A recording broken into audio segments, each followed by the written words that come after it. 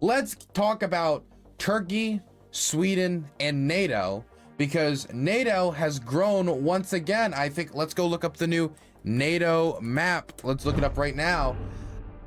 NATO is going to have a new member soon.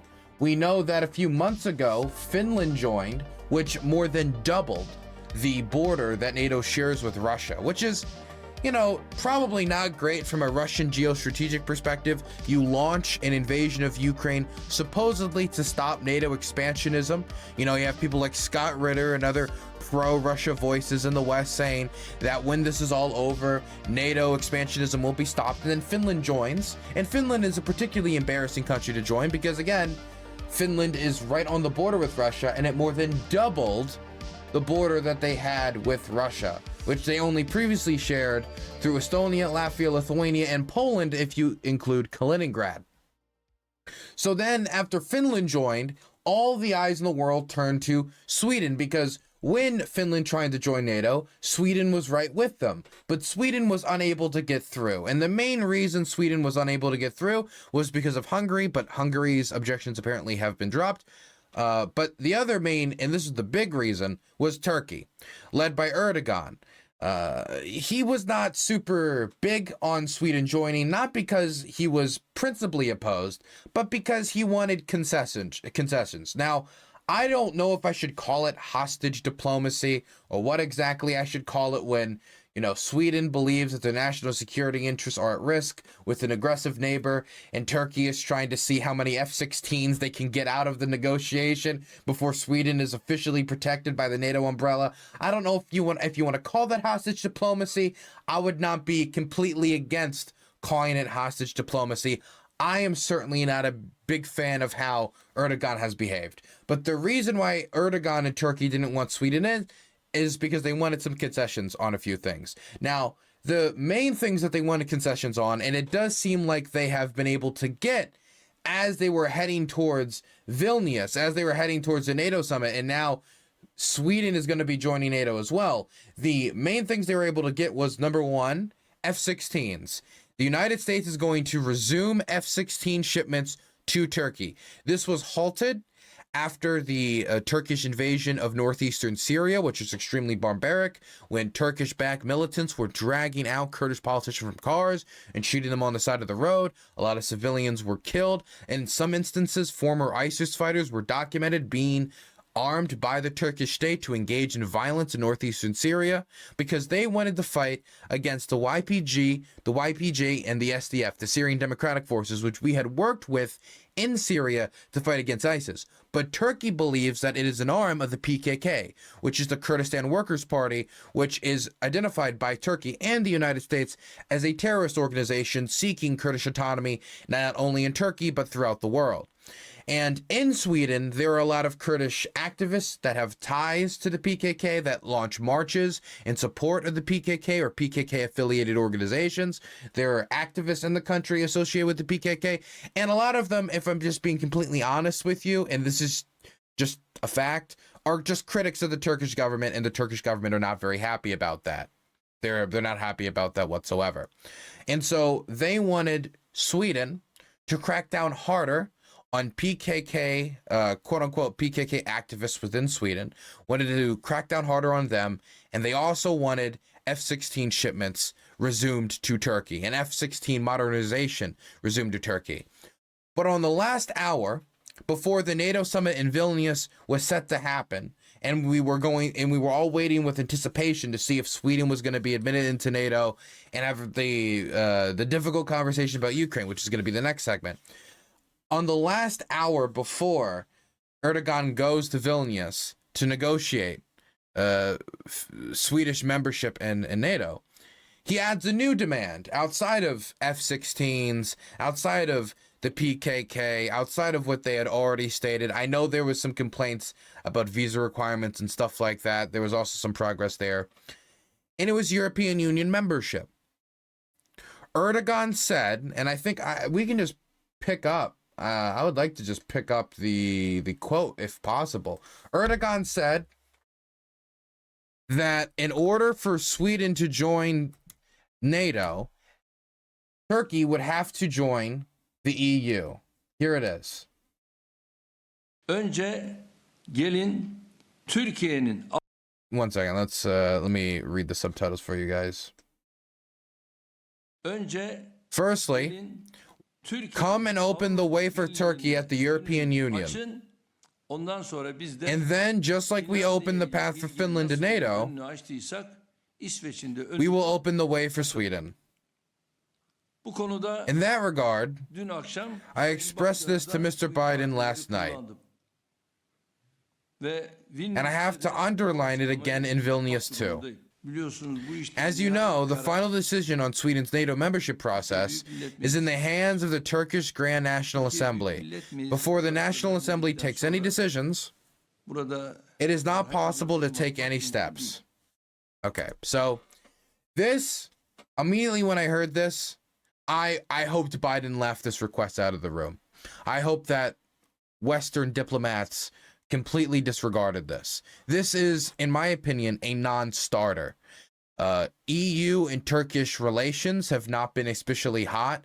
This is due to a whole host of factors.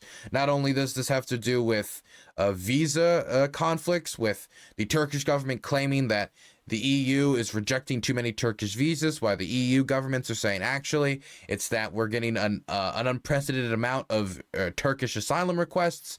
There are complaints from EU officials that, you know, we don't want to admit a country that is cracking down on journalists, that is cracking down on the Kurds, that is cracking down on opposition to the government, that has a tight grip on the media and what type of stuff is shown in Turkish media. They feel uncomfortable admitting a country that is taking a more and more authoritarian turn under Erdogan, especially after the military coup. I don't want to get into the specifics of it, why it's shady, but the shady military coup that occurred under Erdogan's watch. So there wasn't really a lot of the legwork necessary to allow Turkey to join the EU unless they were just going to waive all the requirements, whether it comes to regulations, human rights, press freedoms, labor regulations, so many different things that would need to be, you know, hammered out first before they can join. And now they're pinning EU membership to NATO membership for Sweden, which is a national security priority for Sweden.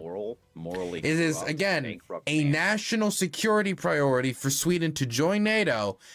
And now the Turks are holding it up because they can't join the EU, which is a non-starter. It was a ridiculous proposal, and I wanted to see some tough love from the Biden administration on this. Not only on this, but also on a whole other host of issues. If Turkey wanted progress on any of these issues, whether it be F-16 shipments, I believe that they needed to find a settlement with the Biden administration on northeastern Syria, and before we handed them any weapons that they could then use against northeastern Syria, our allies.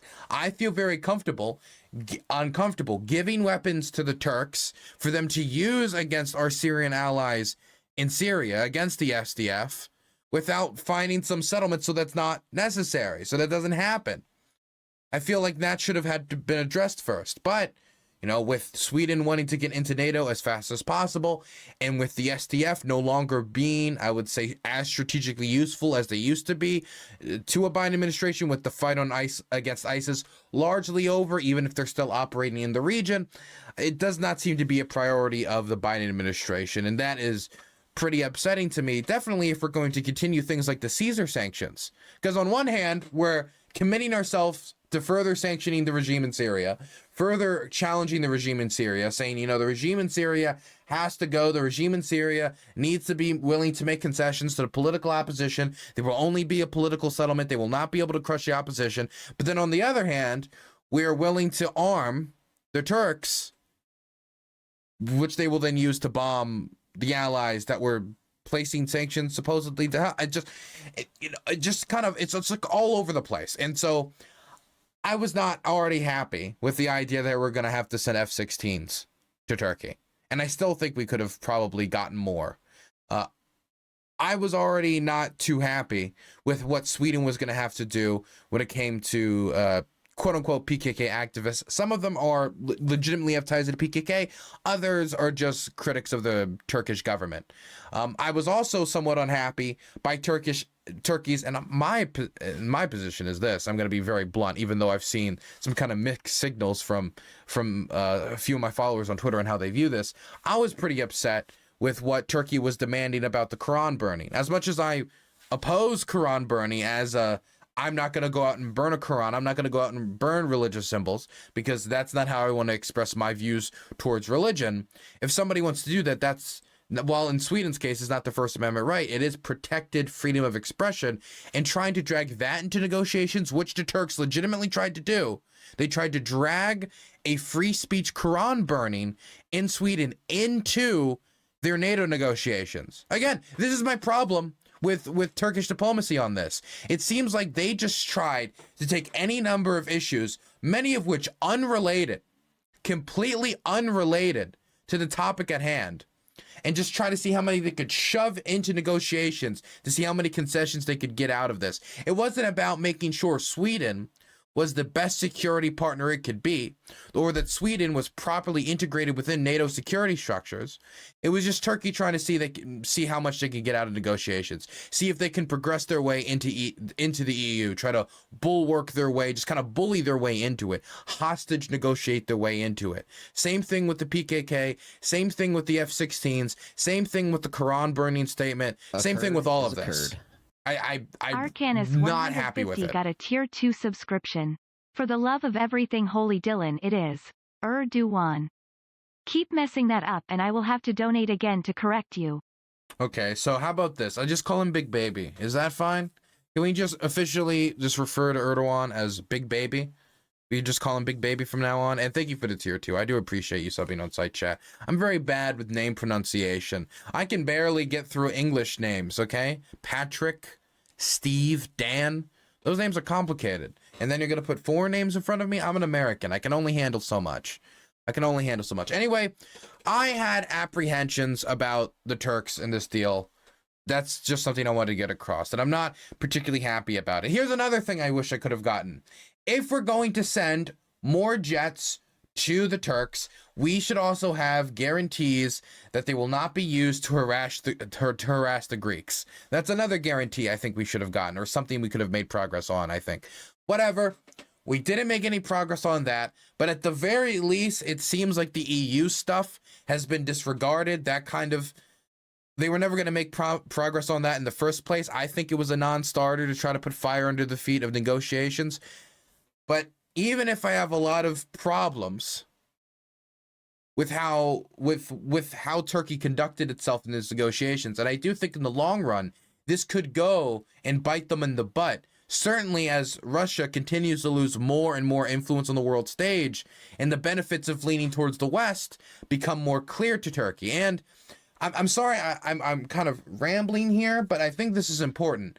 I do think, even if they were trying to squeeze every little piece of juice, every little piece of negotiating power they could out of this, what we're seeing right now with Turkey giving the thumbs up to Sweden joining NATO is part of a trend of Turkey leaning more and more and more towards the West in the last few months, as the Russian government has halved its government revenues, as the Russian government has more than doubled to tripled its military spending while not being able to take large swaths of land. In fact, I don't know if you guys saw a recent report, but in the last 6 months of Russian fighting and combat and land grabs that they've engaged in, all of the progress they made, the Ukrainians was able to reverse that progress when you're talking about just the square kilometers of territory liberated or captured. They were able to capture the same amount of territory in 5 weeks.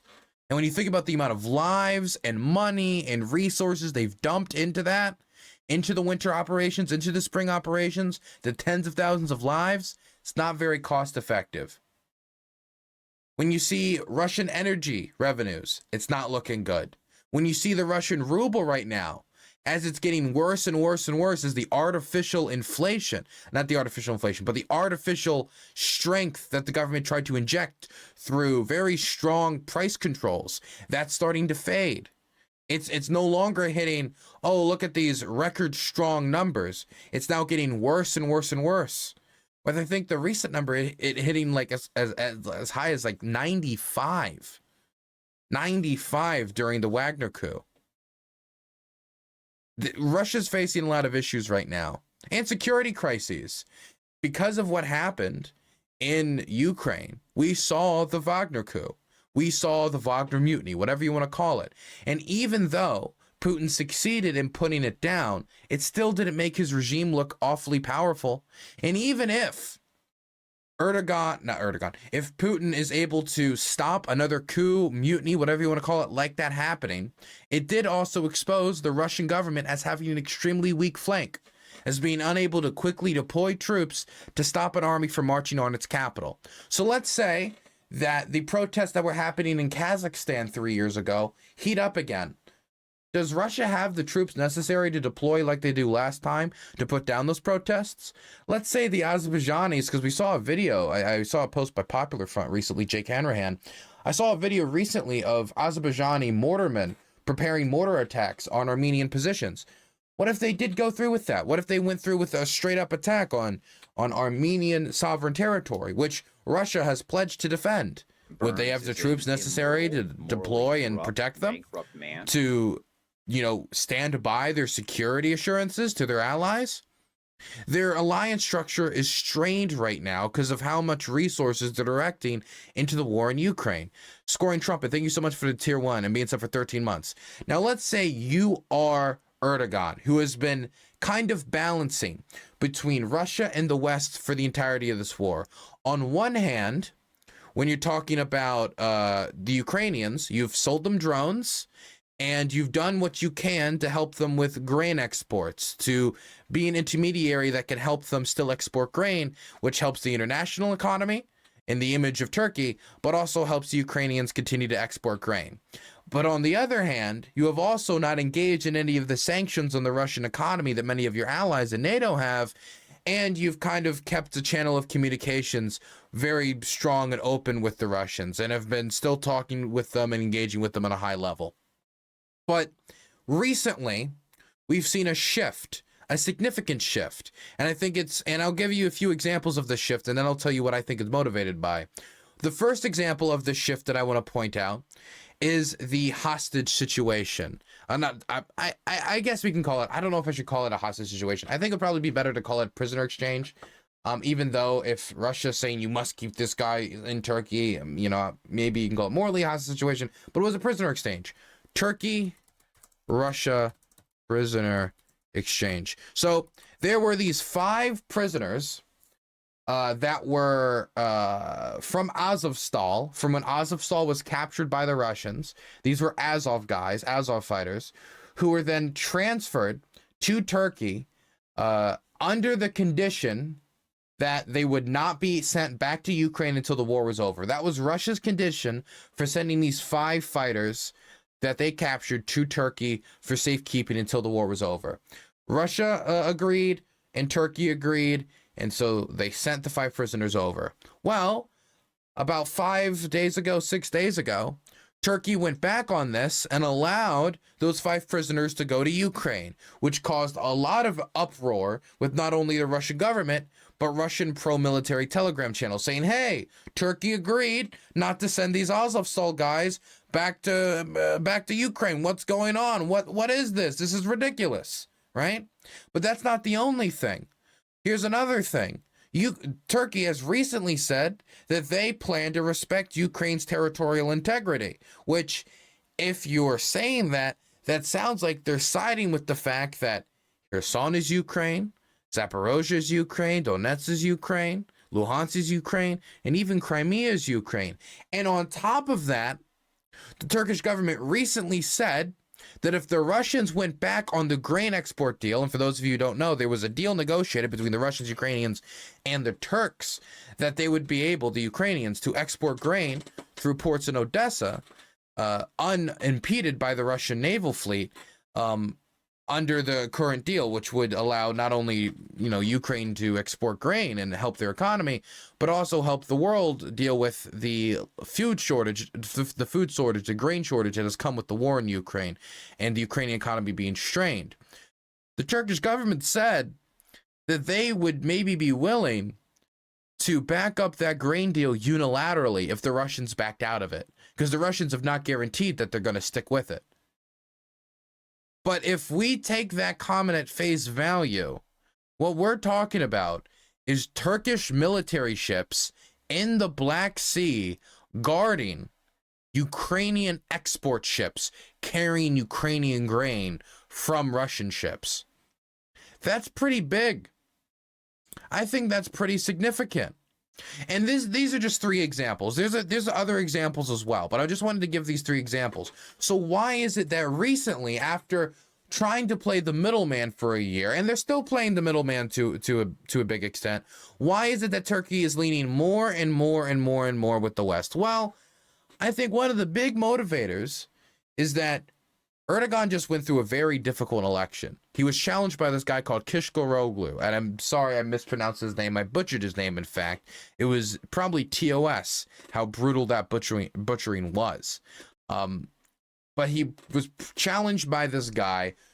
I don't think he should have probably been the candidate. There were stronger candidates that the opposition could have picked, but the guy really wanted to be the nominee, and he holds a lot of influence, so he was the nominee, and he got within striking distance, at the very least. They were single-digit differences between his results and Erdogan's results, like 4 or 5% differences. It was a lot riskier than Erdogan wanted, and for a short period of time, if you were looking at the Turkish polls, which, by the way, Turkish polling is historically known to be inaccurate, there was a question of whether Erdogan, whether he would be able to survive the election. But he did. And once he got on the other side, if you're trying to judge as to why he did poorly in that election and he was not, killing it like in all the other elections, one of the factors had to do with a unified opposition. The opposition to Erdogan was more unified than ever.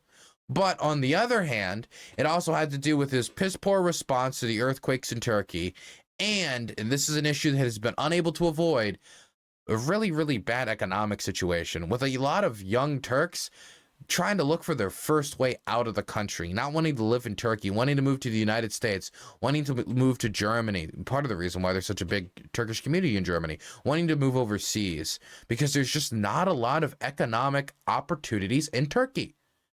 Erdogan has been unable to create a lot of economic opportunities for young Turkish people who, want to go out into the workforce and thrive, get enough money to, create a family, get out there, and those opportunities just don't exist.